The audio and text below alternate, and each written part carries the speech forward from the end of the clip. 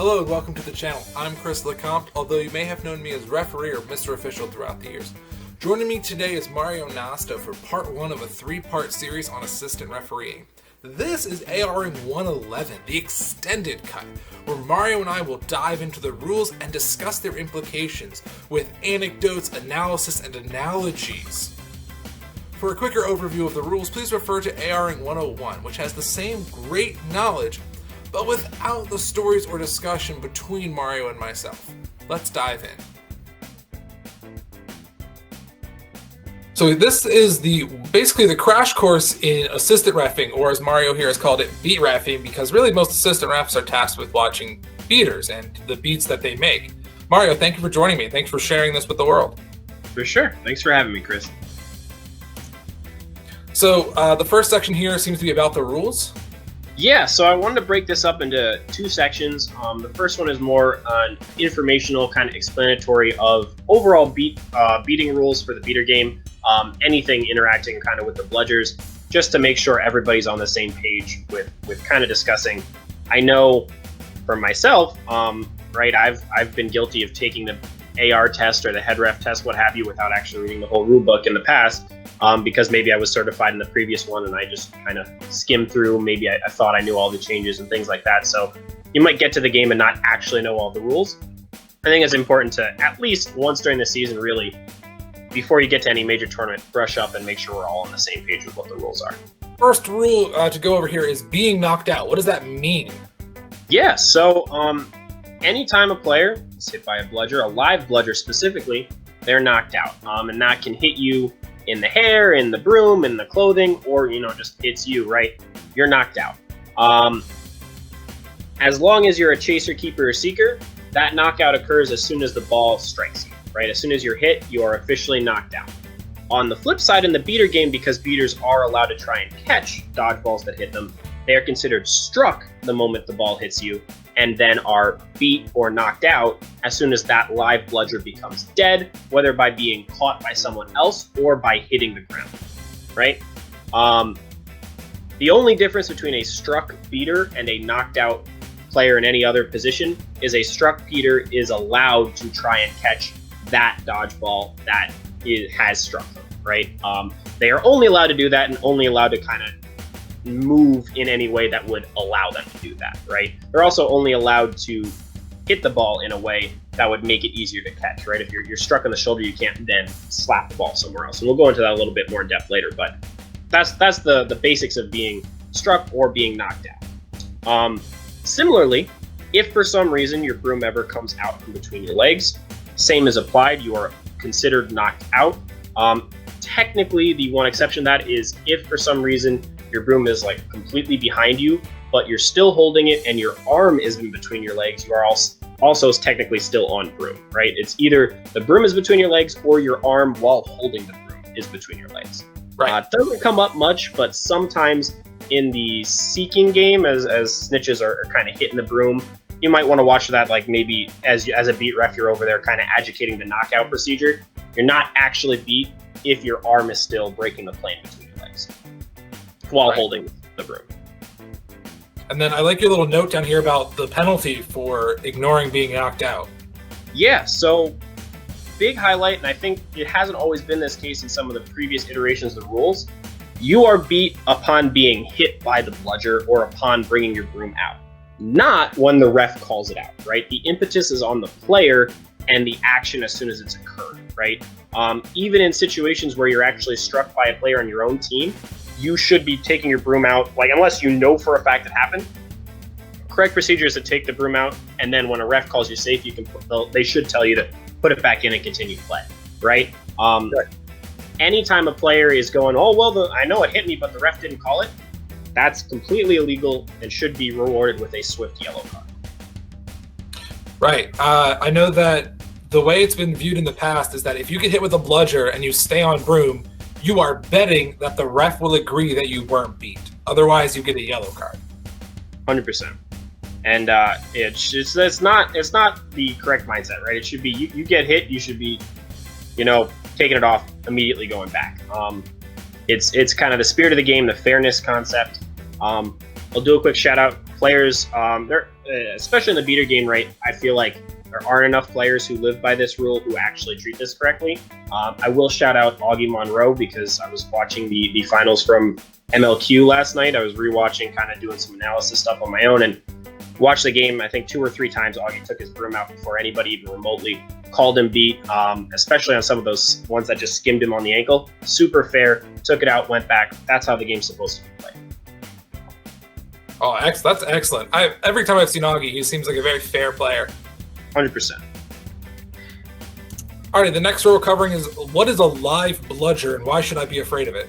Yeah, so as we were talking about in the previous rule, you can only actually be beat by a live bludger, right? And a bludger becomes live when a beater intentionally propels it, right? And that's important because sometimes you just run around the field, ball's bouncing by, you bump into it, you send it flying somewhere. That's not a live bludger. There has to be intent behind it, right? It can be propelled by any part of my body, whether it's a kick or if I'm trying to be fancy, I throw it up in the air and headbutt it at you. All that counts. It just has to be some kind of intentionality behind it, propelling the bludger, right? And from there, if you are a player, that live bludger can only beat you if it's being made live by the other team, right? If Team B propels the bludger towards, their own Team B player by accident, whether it's because they got in the way of a throw or they're colorblind like me and didn't realize the person was on their own team, right? They accidentally hit them, you're not beat. It doesn't matter if the ball's live. It can only beat you if it's from the other team. Like I was saying, the propelling needs to happen. The ball needs to be out of your hand before it comes in contact with anything for it to be considered live, right? So if, let's say, beater on Team A is being face guarded by beater on Team B because they don't have a ball, right? They're just trying to get in the way. They want to get bludger control back for the team and they're kind of in your face. You start your throwing motion and they slap that ball out of your hand before it leaves your hand naturally. It is not a live bludger. This is something that kind of gets missed a lot, I think, in the beater game. It doesn't matter if you started a throwing motion with it. It has to have left your hand. It has to have been propelled out, away from your body solely by yourself and while not contacting anyone else. If it was in contact with someone else, it's not a live bludger. Right, not the NFL forward pass rule, but it has to actually leave your hand. Correct. And then along those same lines, right, so like that gets often with the tap beats, right? The player puts the ball out and just has it kind of resting on someone and drops it. That's not a beat. Just because it left your hands does not make it a live ball. If it was already contacting that person, it is not a legal tap beat, right? You have to actually let it release from your hand before it comes in contact with the other player. Yes, thank you. I've been preaching this for 5 years now, that you have to let go of it before it hits the person. Otherwise, one of the ways I think about it is if you put it on someone's back and let go, you're not propelling it, gravity's propelling it. 100%. You gotta actually give it the oomph behind it to make it you don't have to wail it on them from point blank range, but you gotta let go. Yeah, and that's fair. I think it's important to note, like, gravity can be the propeller, though, right? If you do just drop a ball as a bludger onto someone's broom or foot, they are still beat. Is really the true marker is like it can only be physically contacting you at the point of release. That's like the really important thing to get across here. It requires a little common sense. Yeah, exactly. And then on the penalty side, again, I try to put the penalties in here with each slide to just kind of quickly give people a note, right? Blue card for intentionally contacting an opponent with a held bludger. So that's those situations where, maybe you're up in someone's face, a chaser's face, like faking at it. If you choose to then actually like hit them with it while it's still in your hand, just actually tap them with it, like not talking like punch them with it or anything. Clearly that's dangerous play. We're going yellow or red at that point. But if you're just tapping someone, right, to try and make them think they're beat, that is illegal. You should be getting a blue card for that. Accidentally doing it, on the other hand, right, you're doing it back and forth and they like turn in a way that it actually nudges you and you're like, oh, my bad. That's going to be a back to hoops if you think it affected play to the point where that player actually had to dismount and go back.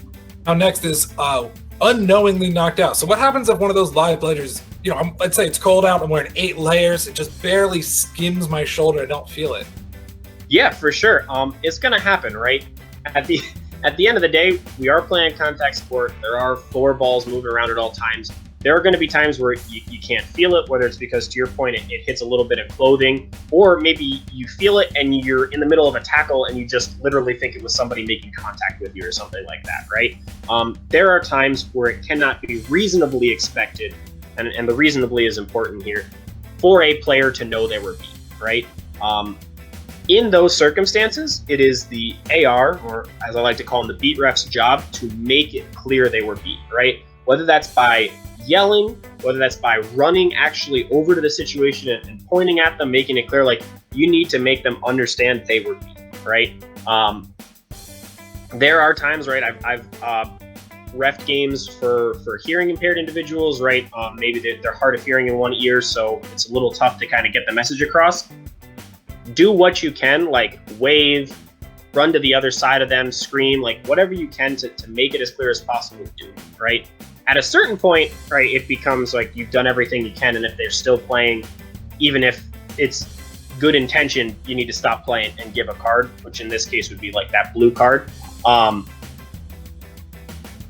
Do everything you can up until that point. Really try to make it so that you can get them to understand they were beat without it having to affect play. Because as soon as it's actually starting to affect play, we do need to stop it. We do need to execute that blue card so that we can continue that fairness of the game.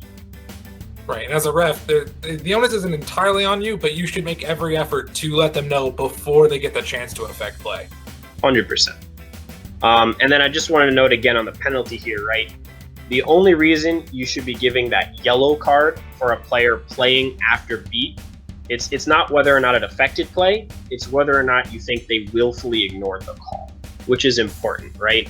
There are plenty of times where someone gets beat and they're like, this can be, on that line we were talking about in our other presentation, right? You should watch that video. If someone maybe disagrees with the ref call and they're like, no, I wasn't beat, and plays on, and then they affect play, that's a yellow, right? Whether or not, factually, if God was watching and could tell, right, you were beat, doesn't matter. If the ref calls you beat and you're ignoring them, that's willfully ignoring the call, and if you then affect play, you're getting that yellow. Right, and I think you touched on this later, but there is another rule for making contact after being beat. Yep. We will go over that one. I'll wait to the other side, but that is 100% something we'll go over. Right. So yeah, we'll let that go until then. But little foreshadowing for you. Foreshadowing. The knockout procedure. Okay, I get hit by one of these scary live bludgers. What do I gotta do? So this is very important. I'm gonna go through this step by step. First thing you do when you get hit, right, is fully dismount. First thing you do on your beat, you need to dismount, right? All right. That means the broom needs to come completely out from within your legs, right? It has to break that plane, has to be out of there. Okay. Second thing you're going to do, go back to hoops on your own team and tag in. I did make these rules, this PowerPoint specifically for USQ, not for MLQ, but if you're an MLQ, you're going to tag in at the middle hoop. For everyone else playing Quidditch, tag in on any one of the hoops, either the pole or the hoop itself. You cannot tag in at the base. And important part, broom first, right? So that's important. You actually have to tag in with your body. You can't tag in with the broom itself. If anybody's ever watched Teddy Costa play this game, he knows they know he likes to do that. So keep an eye out for him. So I won't be happy I'm telling you that, but make sure you tag in with your actual hand. Next, and this is really important, you have to remount while still in the vicinity of the hoops. That means you can't tag in and take 3 steps towards a bludger on the ground and then remember to put your broom in there. You have to, as soon as you tag in, immediately get it back in there, and then finally you're allowed to start playing, right? And those 3 things need to happen in that order, right? You can't tag in, then take your broom out and put it back in, right? It has to be out, make the tag, put it back in.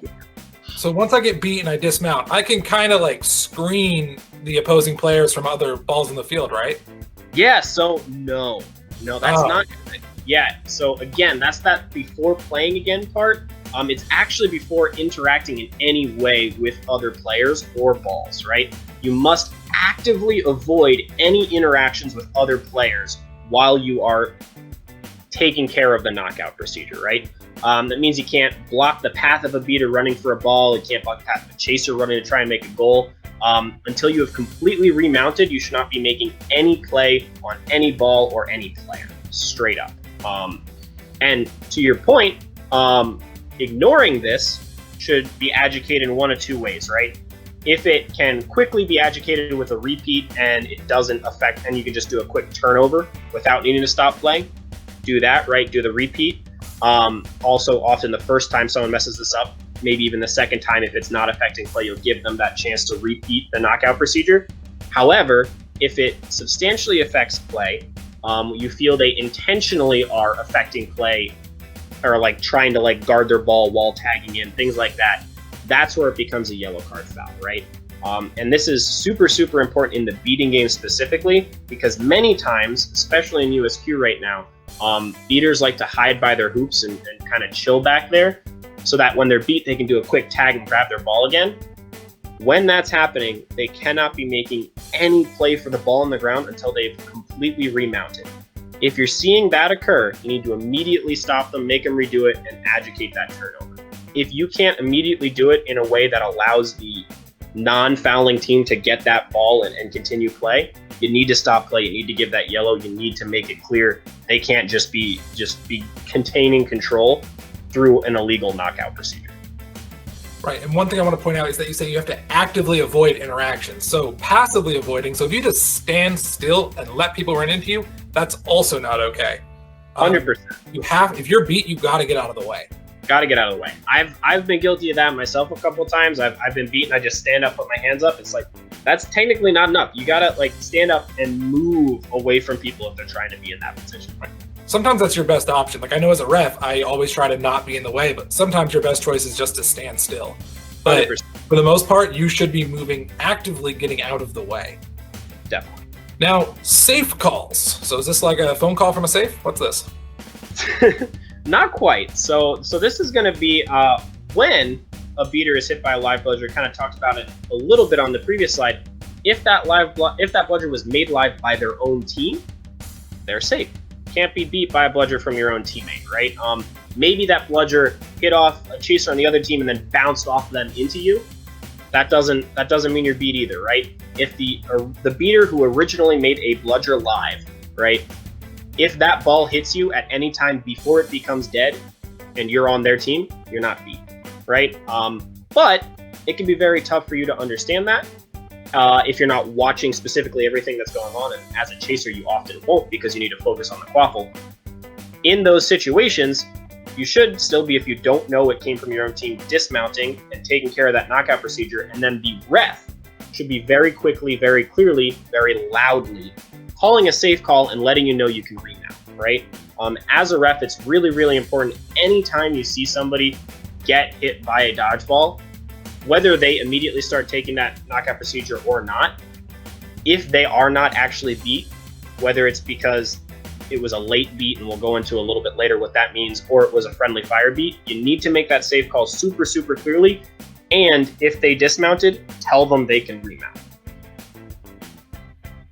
All right, so when you say an otherwise dead bludger, one call that often goes uncalled is when two beaters are trying to beat each other, and one of them gets beat just before they let go. And that we'll touch on this later, but as again another bit of foreshadowing, that bludger's not live because they were beat while they were still holding it. 100%, and that's an important one. Yeah, to your point, we do have a slide completely going over, beat before release, those types of things, but we can touch on it quickly here. This is what we're talking about, right? Let's say two beaters are dueling each other. One gets a throw off a little earlier, and it hits the other beater before they release. That ball they're releasing is not live. Doesn't matter whether it hits people on the same team or a different team. It is not live because they were beat before they let go. So anybody hit by that bludger going through the air because it's a dead bludger should immediately be called safe, right? And I think you actually brought this up with me earlier. I do suggest as an AR, you make those safe calls first before you make the beat calls, because generally speaking, especially in a dueling situation or things like that, people are more likely to get off and start going back than they are to stay on. So you should be calling the safe first to try and let that player who is clear know as soon as possible, then call your beat on the other player in the situation. All right, yeah, excellent advice. I agree 100%. Thought you might. All right. So, here we go. Natural motion, exactly what we were just talking about. Yeah, so there is a concept called natural motion, and I've kind of broken this up into 3 slides. One for contact, one for passing and shooting, and I think one just for balls in general. But first one we'll go over is contact, right? So this ties into kind of that safe or the reckless play mentality, reckless or dangerous play mentality. But anytime you are hit by a dodgeball, right? Anytime you are beat or struck, right? As a beater, maybe you're not technically beat yet or knocked out, you're struck at this point. But as soon as you are hit by that live dodgeball, you need to immediately act to cease all contact with opposing players, right? So sometimes you might have been like about to hit someone, right? You're maybe like about to take that step and wrap. I get it. Sometimes it happens. The way it works, the way the rule book is very clearly stated, is if you need to take multiple steps after being struck to make your contact, that contact is illegal, right? You're given a single step and maybe whatever like initial hit you were gonna make, and then it's your 100% your responsibility to stop, right? So if you're getting hit by a dodgeball and taking 2 or 3 or 4 steps before you actually make contact with somebody, 100% illegal, 100% should not be doing that. You will be getting a yellow card for that, or at least you should. Next step, let's say you actually were in the middle of actually wrapping someone or you're hitting somebody when you get hit. You need to, again, immediately act to cease that motion, right? So the moment that bludger touches you, you need to try and let go. So that doesn't mean the moment you hear someone say you're beat, you let go. It's the moment it touches you, you let go. So if you get drilled square in the back, it is very reasonable for everybody to know you were beat, you know you got beat. You should not be continuing taking that wrapping that player to the ground, waiting for a beat call. You should be immediately letting go and letting that player continue play. I mean, I can't tell you the number of times where I've made the same call where someone gets hit in the back or in the in the leg, and they're wearing short shorts, so it hit them square in their thigh skin. Oh yeah, right above the knee, and then they keep tackling. And I'm like, well, here's the yellow card you just earned yourself. It's simple, right? And again, for that penalty for everybody, right? It's illegal contact while knocked out. Intention is not relevant here, right? Just like even if you think the player, right? So what we were just discussing was players continually intentionally doing it because they were waiting for a beat call. On the flip side, maybe they weren't intentionally doing it. They just didn't have good control of their body. Maybe they were a little bit just like completely committing to a tackle and not really caring if they got beat or not. That's just as much on them, right? You're expected to be in control of your own body at all times. We're playing a contact sport. You need to treat others' safety as a priority here. So if you make illegal contact while knocked out and affects play in any way, or it was deemed to have you not took immediate action to cease that contact, you get that yellow. Absolutely. I mean, it's very important to note that intention does not matter when it comes to the contact foul. 100%. Natural motion throwing. Yep. So here's section 2 of natural motion, right? Plenty of times, right? Players got a quaffle, players got a bludger, right? They're doing things, they're winding up to send the ball going, and before they let go of it, get hit with a dodgeball, right? That's going to have implications. So first up, we'll kind of talk about the overall concept of what counts as natural motion, what you're allowed to finish, right?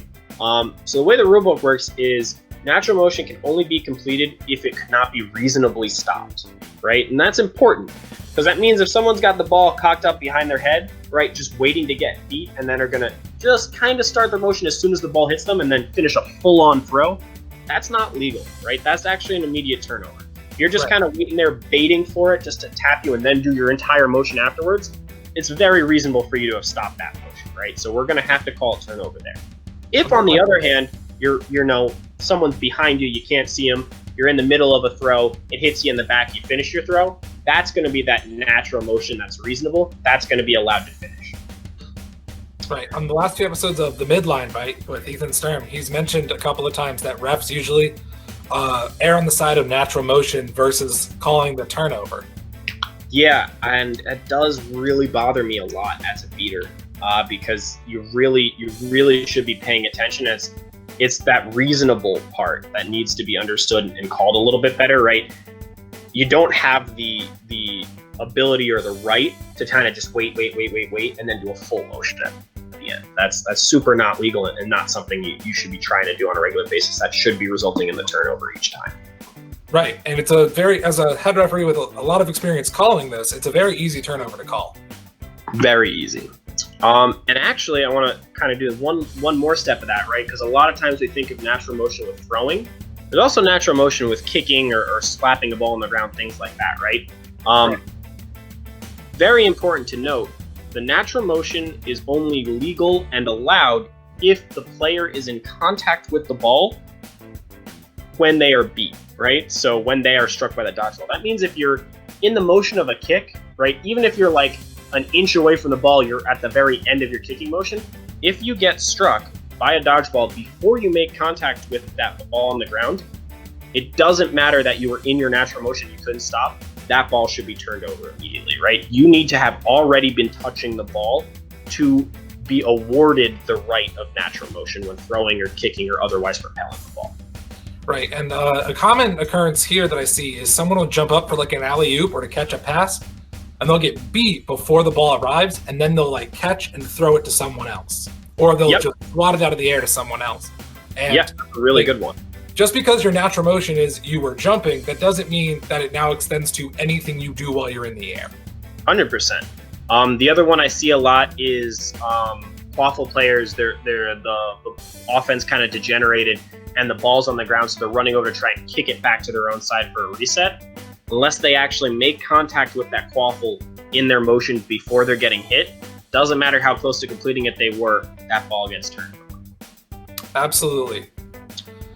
So we'll go over the penalty real quick, right?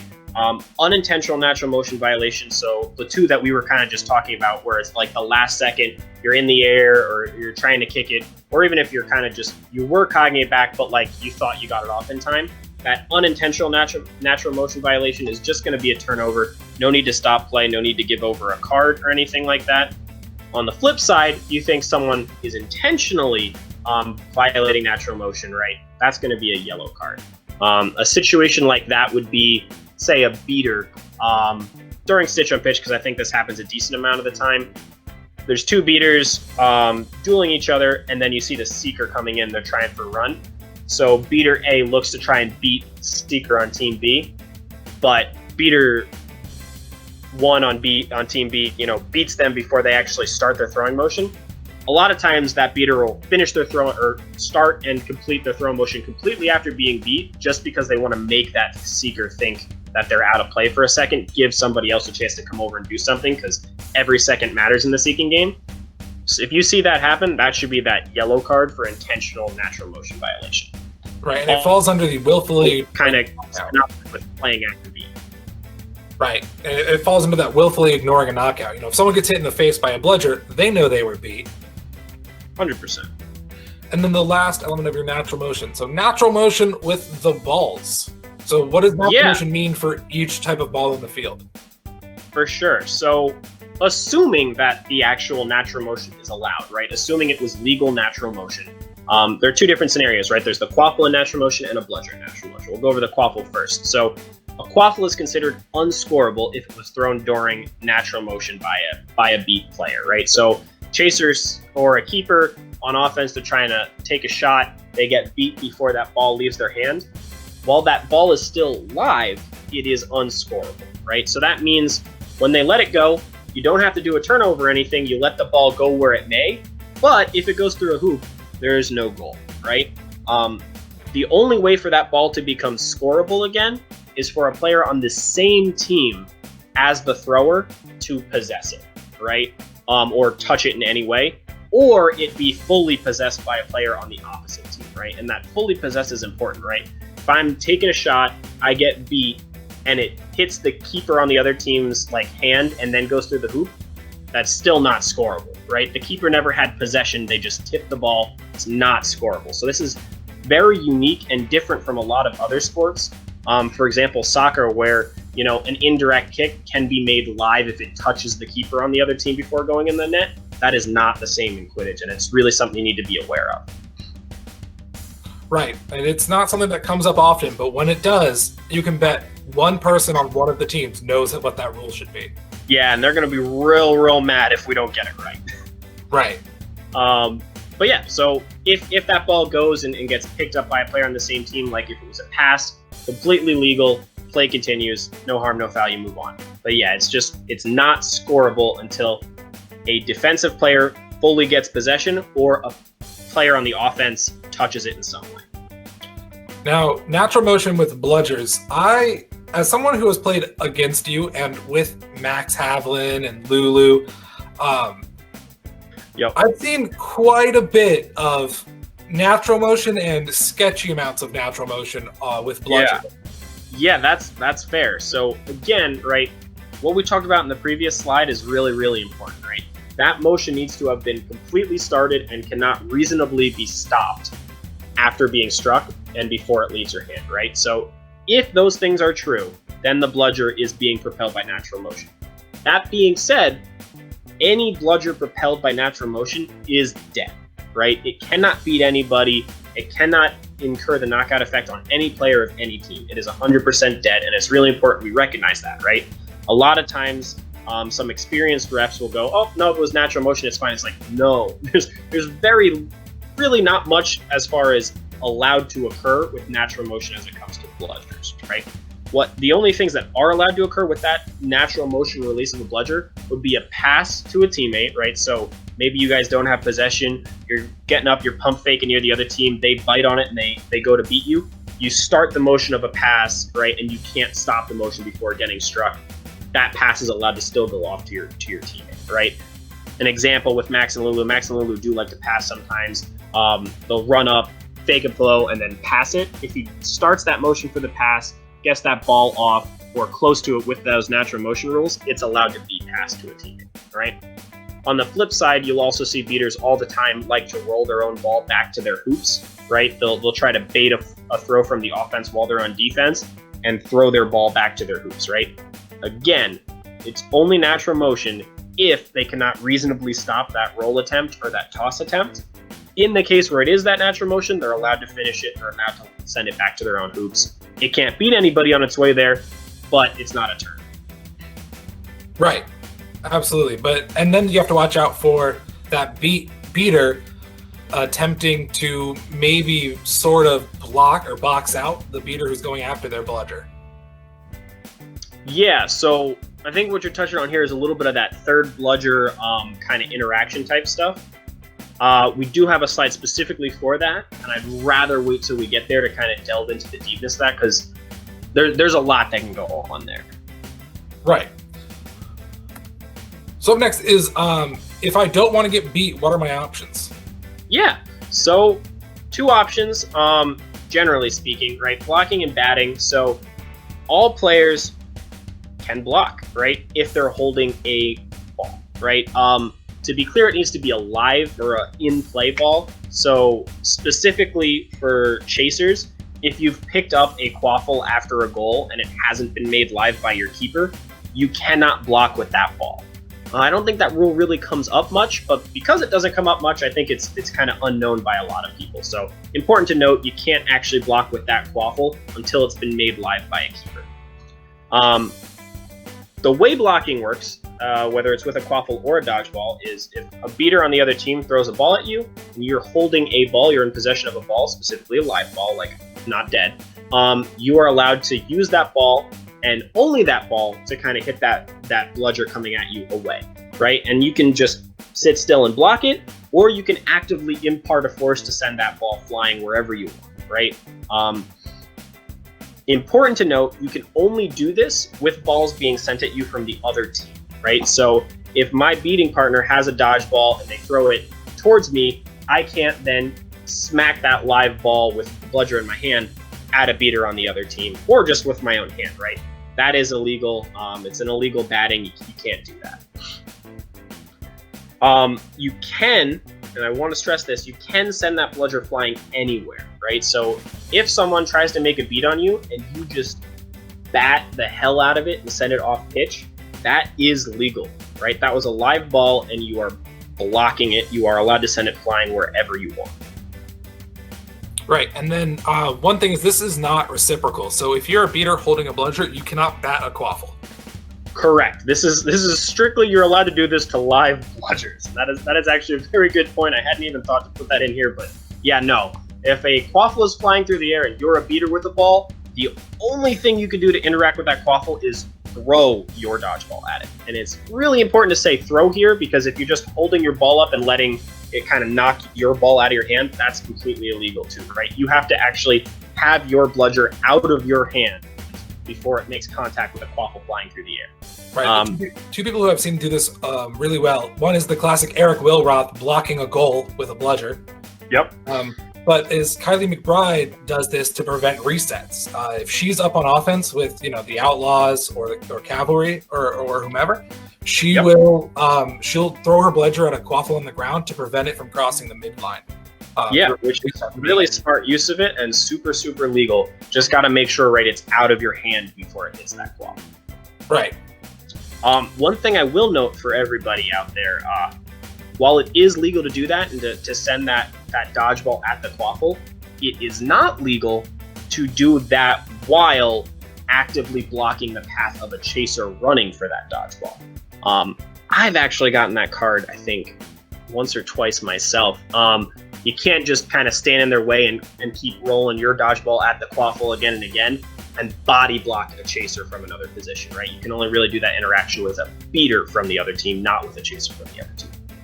Very good point. Again, just going over the penalty. Anytime you're doing that illegal bat or an illegal block, that will be a blue card.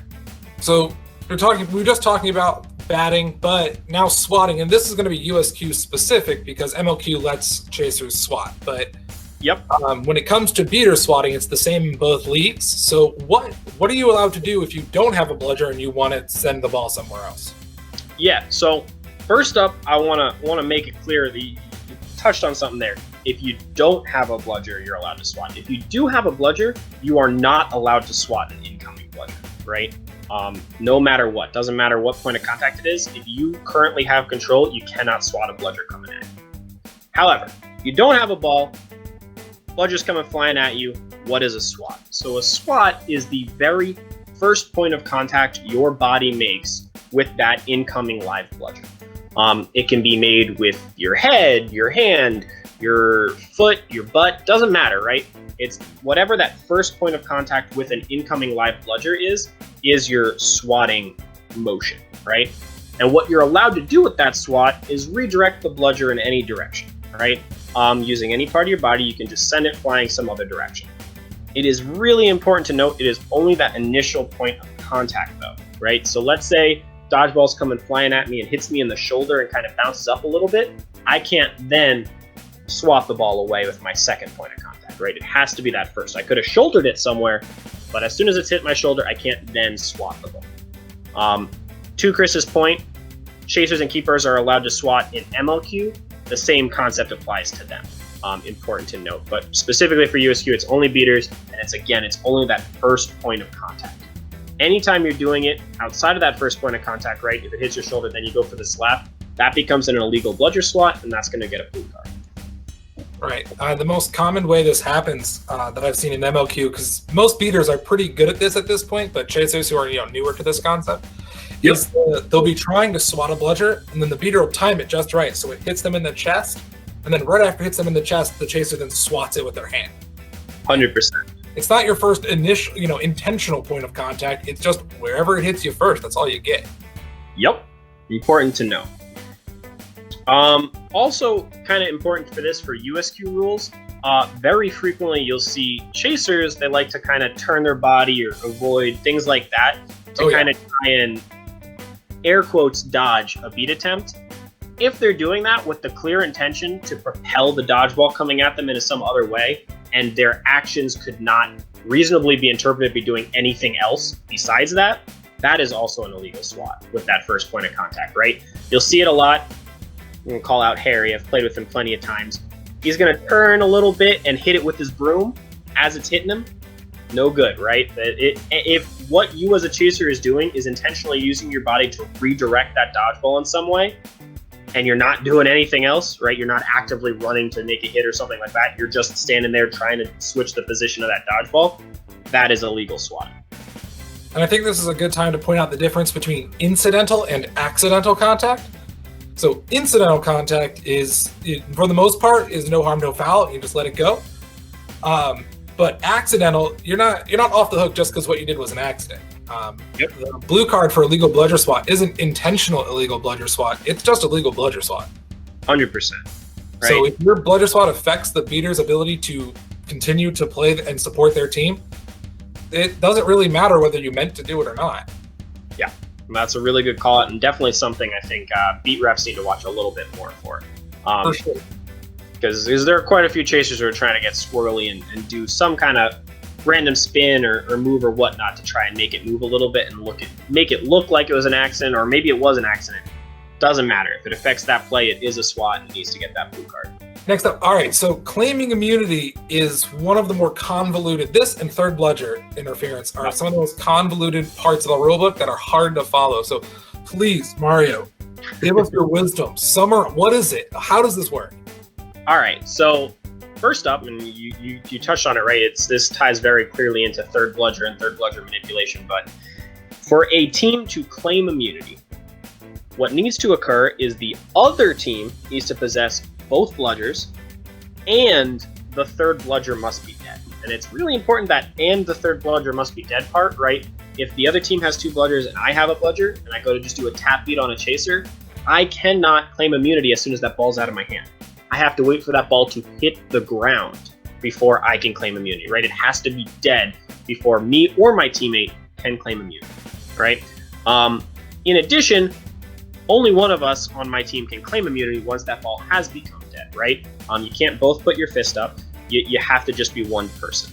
And to be clear, the way you claim immunity is raising a closed fist above your shoulders. It's important that it goes above your shoulders. Until that fist actually gets above the shoulders, you have not claimed immunity. It doesn't matter if you're in the motion, doesn't matter if you thought it was higher, right? None of that. It has to literally be above your shoulder for that immunity claim to now be called.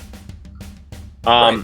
And one thing I do want to point out, your second point here, was that if you don't attempt to beat someone, you can't suddenly claim immunity on your own bludger, but your teammate can claim immunity on your bludger if you do so. Yeah, and that's a rule I've messed up personally in the past. I think I was reffing a game with Texas, and I accidentally messed this rule up. And Texas was not thrilled about it. They had every right to not be thrilled about it. But yeah, so if you have that third, if you're on the team without control and you have that bludger and you simply drop it on the ground and you don't make a beat attempt, you cannot then claim immunity. Your teammate can, but you cannot.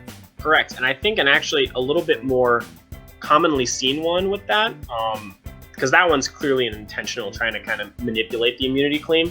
A more commonplace one that I've seen is the third bludger's on the ground, you're sprinting to go get it, and one of the beaters on the other team is near it, right? So when you're getting there, you don't actually want to pick it up and deal with a duel, you just want to send it back to your own hoops.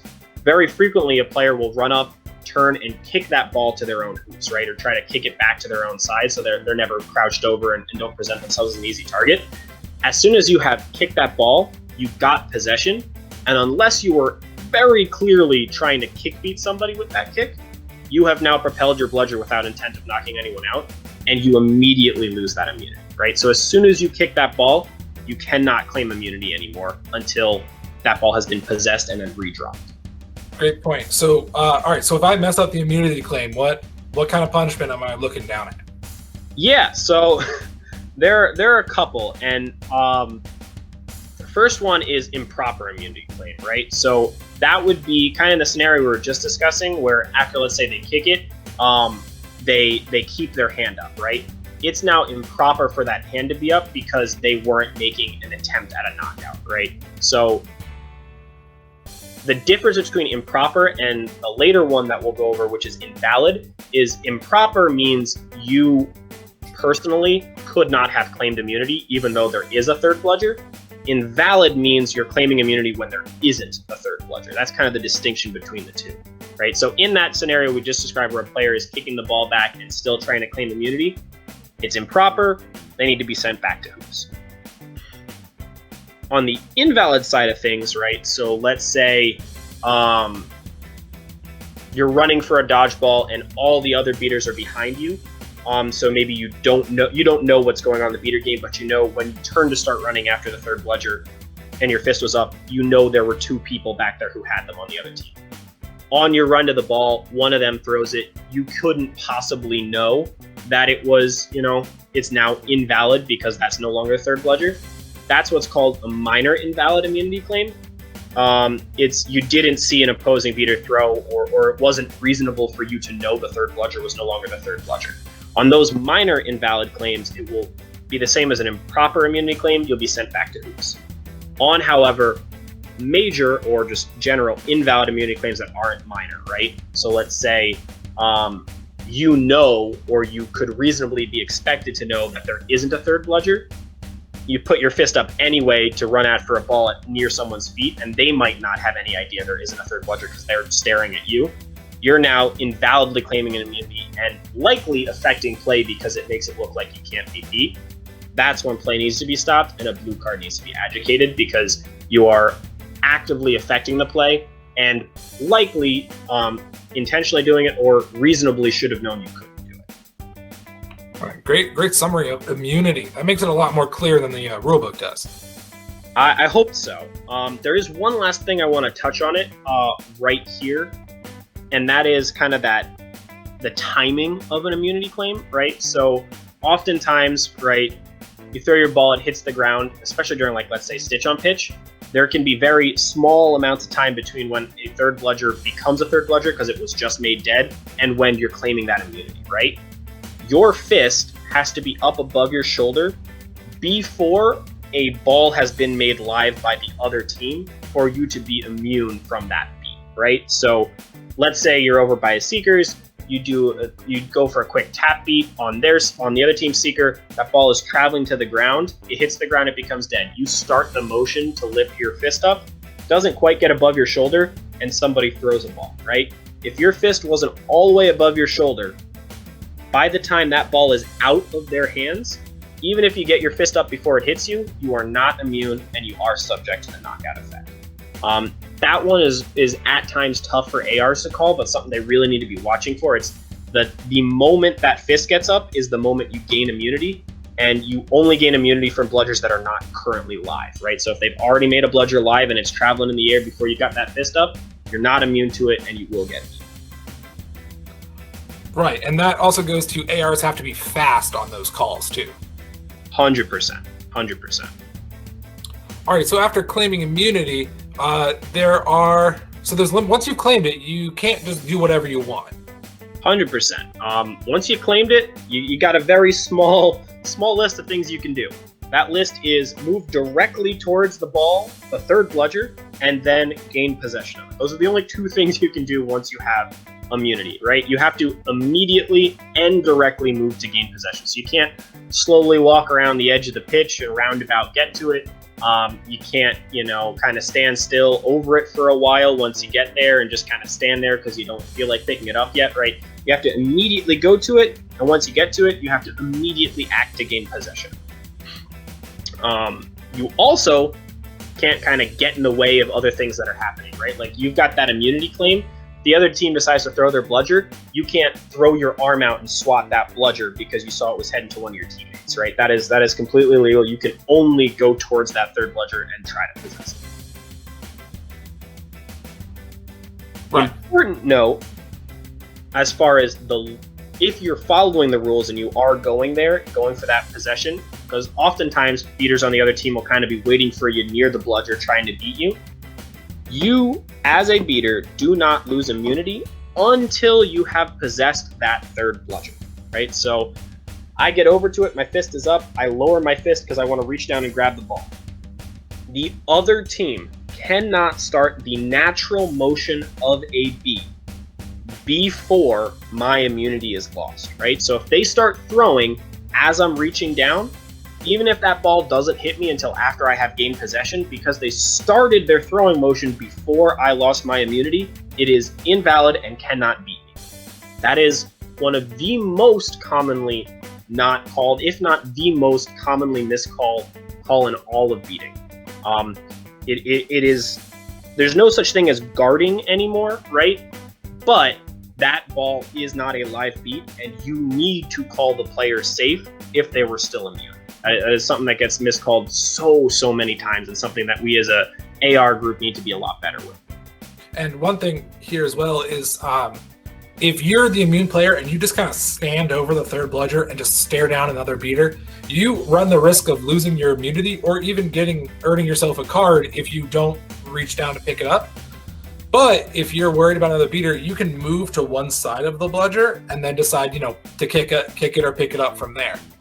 100%. I usually give someone a 2-second count. Like if they get to the ball, I'll go 1, 2.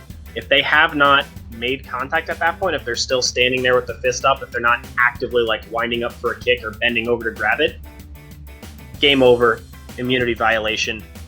If I think they're doing it like very unintentionally, I might say back to hoops if it's not affecting anything, but most of the time it's going to be a blue card at that point.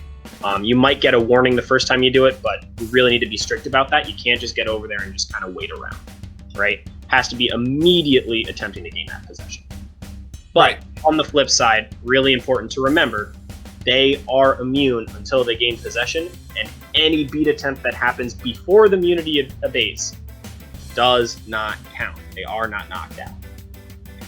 Right. And speaking of being immune till you pick up possession, no matter if you don't want to be immune, you are still immune until you get possession of the third bludger or until there is no third bludger. Yeah, so that's also important. You cannot choose to give up your immunity. Let's say you claim immunity. Well, to be clear, you cannot choose to give up immunity unless some other rule has occurred that like the immunity claim's no longer valid, right? Like if let's say the other team, throws their bludger away and now it's not the third bludger, obviously at that point you can give up your immunity. But if your immunity claim is still valid, the third bludger is still the third bludger, you need to keep your immunity claim until you gain possession.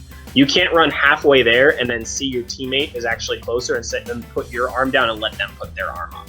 That's no good. As soon as you've chosen to put your arm up, you need to go.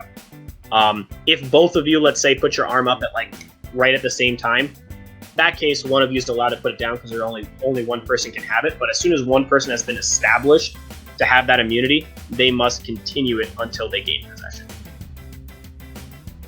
And then at the end here, you touched on what we said on the previous slide, which is if you kick it away without attempting a beat, you can't reclaim your immunity. Your teammate can, but you cannot.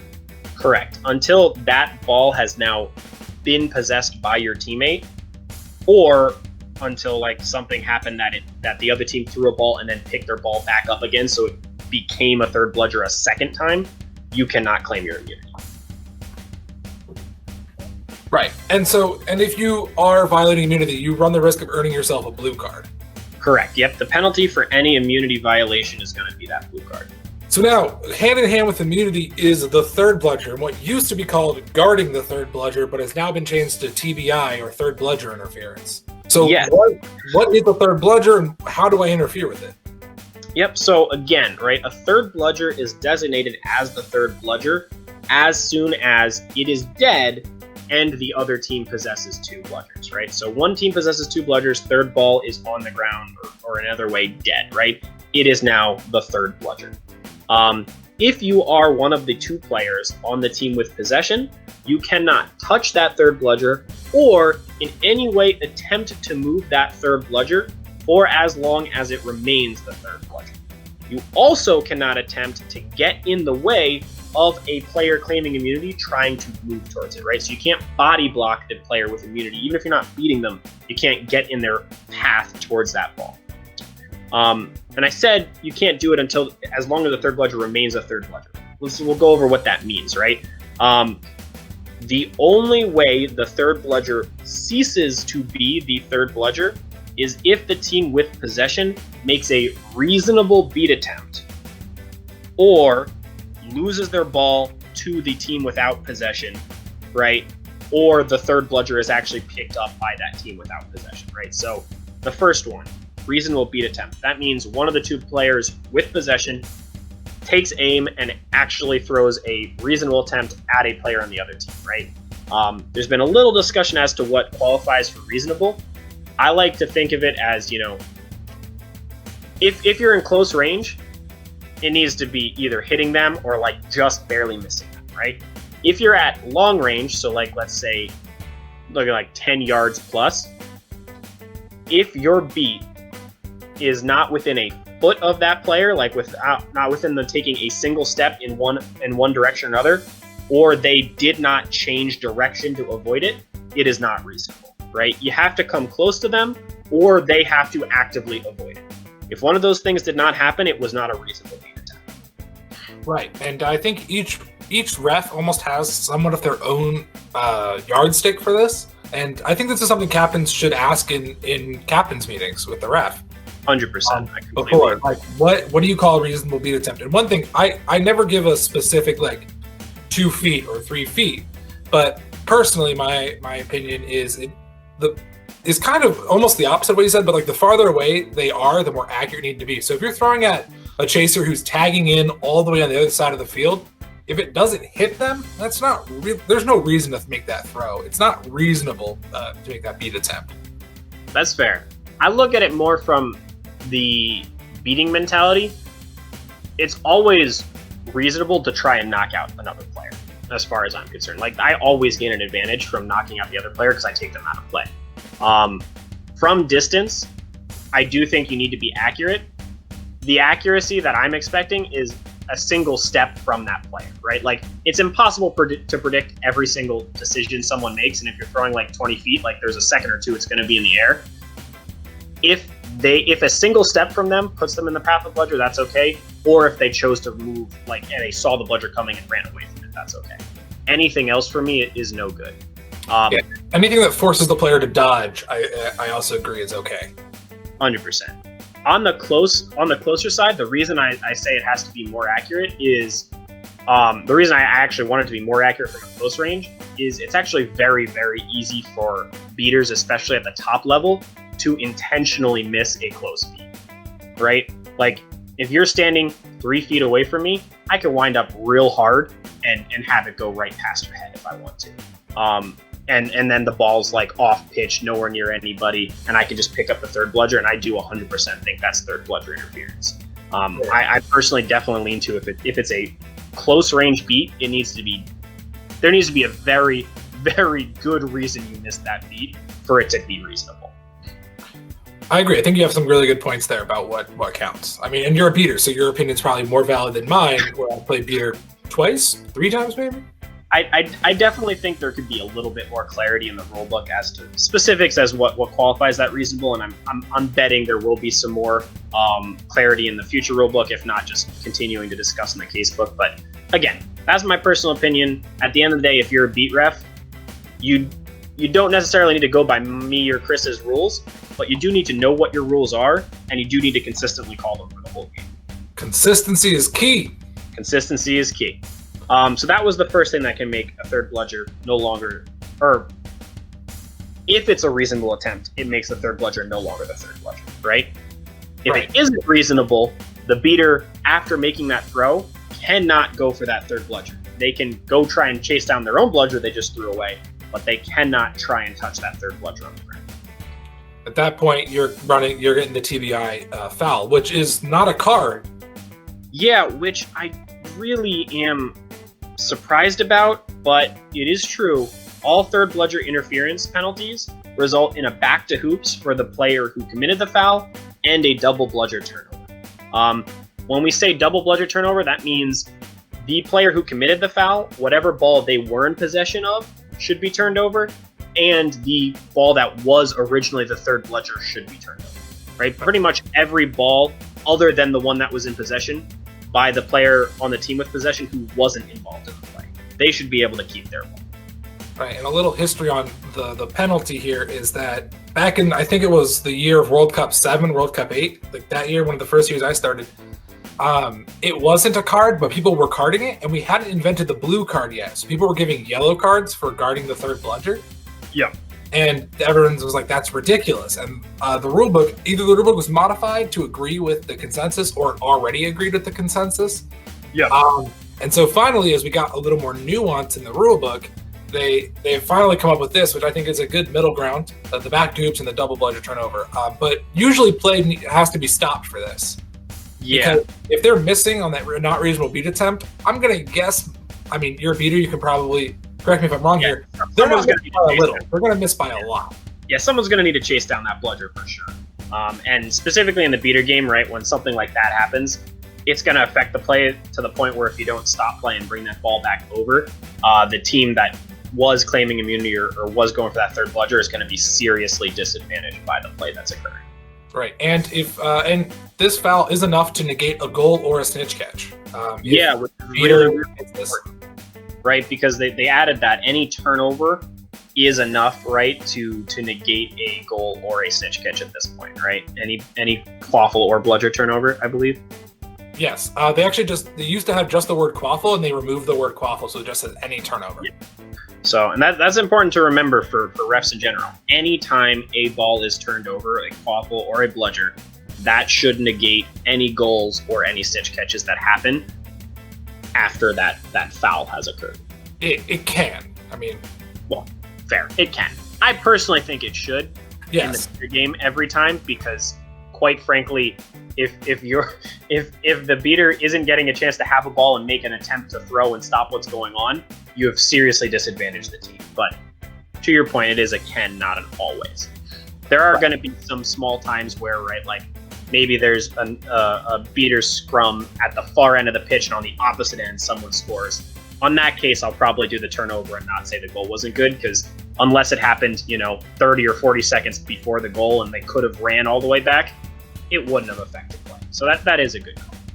Thank you so much, Mario, for joining me, creating this wonderful slideshow, and explaining the rules for beaters and ARs.